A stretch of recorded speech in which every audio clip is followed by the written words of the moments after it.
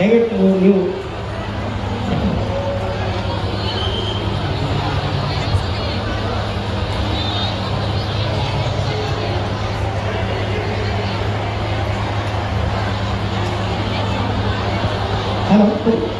ಸಮಯ 3:30 ಗಂಟೆ ಆಗಿ ಹೋಗಿದೆ.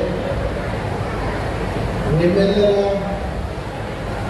ತಾಳ್ಮೆ ಮೀರಿ ಹೋಗಿದೆ. ಇನ್ನು ಮುಂದೆ ನಾನೇನು ಹೆಚ್ಚಿಗೆ ನಿಮ್ಮ ತಾಳ್ಮೆ ಪರೀಕ್ಷೆ ಮಾಡಲಿಕ್ಕೆ ಹೋಗುವುದಿಲ್ಲ. ಇವತ್ತು ಲಜ್ಜಾಣದ ಶಿವಲಿಂಗ ಮಹಾರಾಜರ ಈ ಪವಿತ್ರವಾಗಿರುವಂಥ ಪುಣ್ಯ ತಾಣದಲ್ಲಿ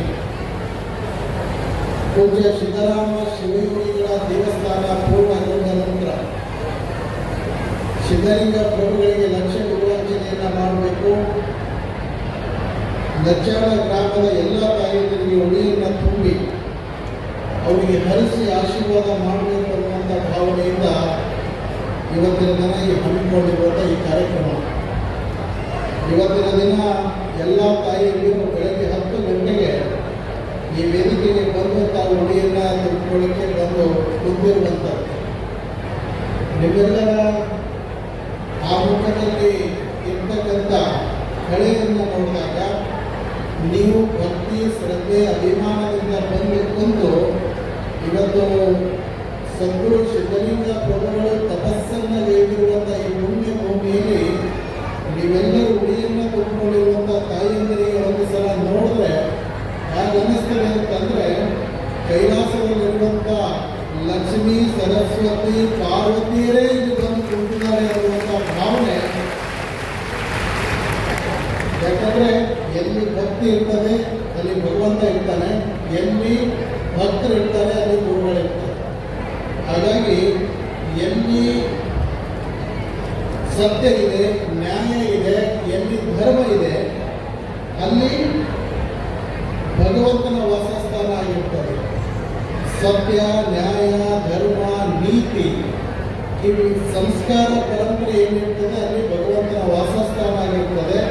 ಹಾಗಾಗಿ ಆ ಭಗವಂತನ ವಾಸಸ್ಥಾನ ಎಲ್ಲಿ ಆಗಿರ್ತದೆ ಆ ಒಂದು ವಾತಾವರಣ ಎಲ್ಲ ಸುಂದರವಾದಂಥ ವಾತಾವರಣ ನಮಗೆ ಅನುಭವಿಸ್ತದೆ. ಅದಕ್ಕೆ ಹೇಳ್ತಾರೆ ಸತ್ಯಂ ಶಿವಂ ಸುಂದರ.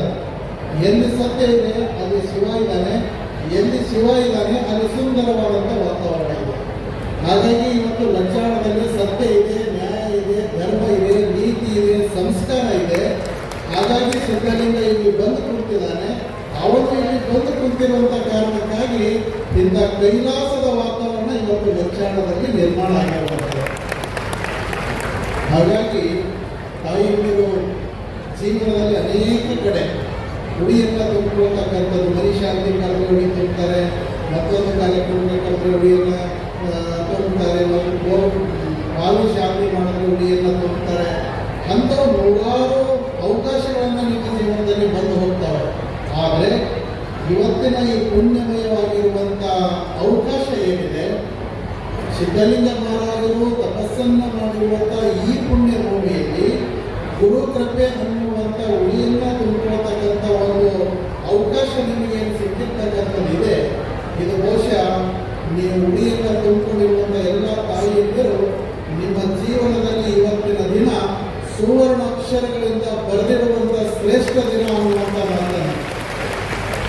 ಯಾಕೆಂದರೆ ಸಾಂಕೇತಿಕವಾಗಿ ನಿಮಗೊಂದು ಬ್ಲೌಸ್ ಪೀಸ್ ಕೊಟ್ಟು ಅದ್ರ ಮೇಲೆ ಎಲೆ ಅಡಿಕೆ ಮತ್ತು ಹಣ್ಣುಗಳನ್ನು ಕೊಟ್ಟು ಉಡಿಯನ್ನು ತುಂಬಿರ್ಬೋದು.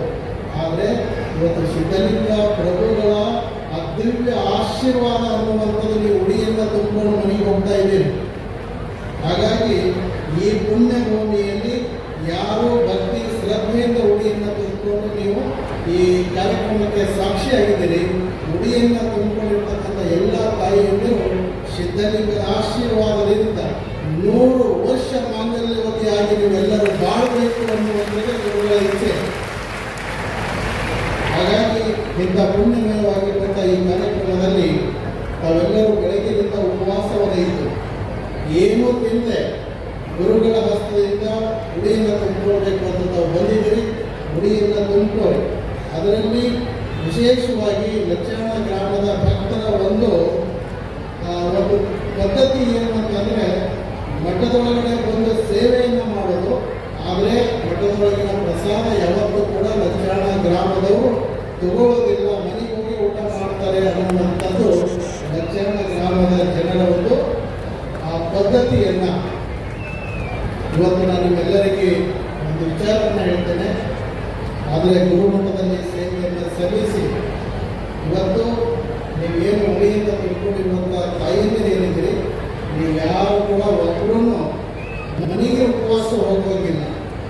ಇದು ಊಟ ಅಲ್ಲ, ಇದು ಅನ್ನ ಅಲ್ಲ, ಇದು ಸಾಕ್ಷಾತ್ ಸಿದ್ಧಲಿಂಗ ಮಹಾರಾಜರ ಪ್ರಸಾದ ಇರೋದರಿಂದ ನೀವೆಲ್ಲರೂ ನಿಮಗೆ ಮಾಡಿಸಿರುವಂಥ ಹಾಲ ತುಪ್ಪ ಹೋಳಿಗೆಯನ್ನು ಪ್ರಸಾದವನ್ನು ಮಾಡ್ಕೊಂಡು